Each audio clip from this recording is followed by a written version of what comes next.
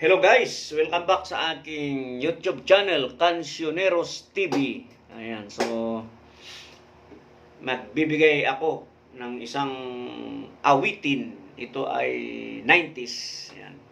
Kinakanta ko ito nung araw pag medyo napapasubo tayong pumupunta sa inuman with Dabarkats.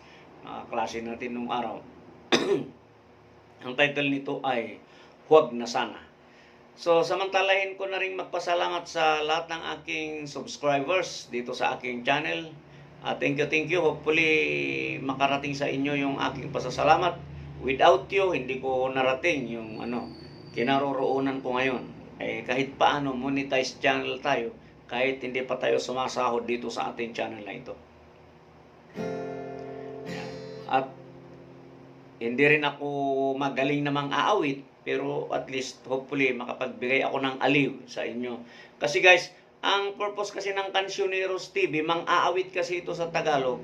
Hikayatin yung mga tropa na mang-aawit na mag-feature dito. Noong nasimulan natin, may mga ilan naman nakuan. Kaya mapansin nyo, hindi lang naman ako yung kumakanta dito. At nag-upload na rin ako ng mga oldies, yung mga non-copyright songs na nakikita ko. Para kahit paano magbigay tayo ng aliw. Okay? Tira, huwag na sanang lumayo. Ang hiling ko sa'yo, kung ika'y lilisan pa pag wala ka, paano na?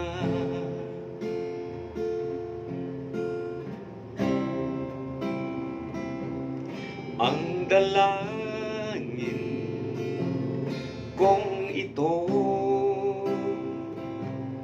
huwag mawalay sa iyo. Umaasang tiringgil,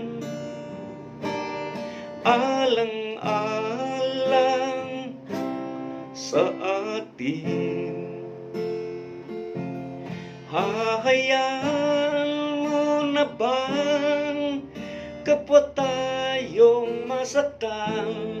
Sasayangin ba ang ating mga nasimulan?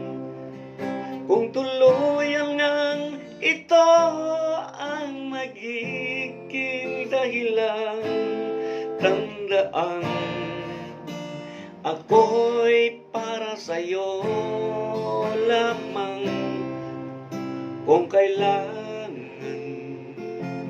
mang gawin ay mahirap tanggapin, ang pag-ibig sa atin. Lagi mong iisipin ang pangarap kong lagi makapiling kang muli, at sa bawat sandali mahagkan ka sa labi. Ngayon ay wala ka na, daigdig ko ay pumanglaw, naglaho ang sikat ng araw.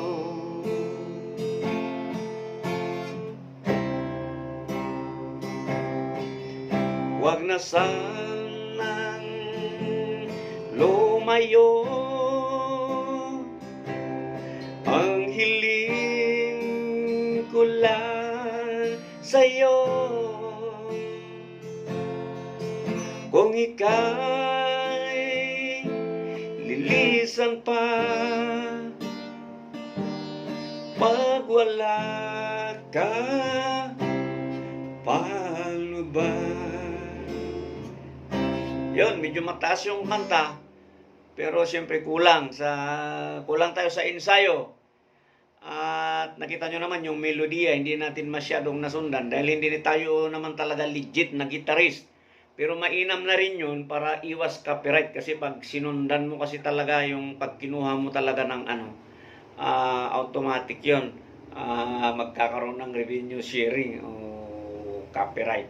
So anyway, hopefully na bigyan kayo ng pansamantalang aliw sa aking kanta. Pasensya na kayo, hindi talaga ako legit na mang-aawit. Yan. At kung gusto nyo sa nakarinig doon sa una kong pahayag, kung gusto nyo mag-feature ng kanta nyo dito, lalo pag original song, pakipadala please at i-feature natin. I-ano nyo lang ako sa aking Facebook, Fred Lakay Siasat, o doon sa aking page, Lakay Siasat Journal, para mapadala nyo sa akin at i-feature natin dito sa aking YouTube channel na Cancioneros TV. Salamat.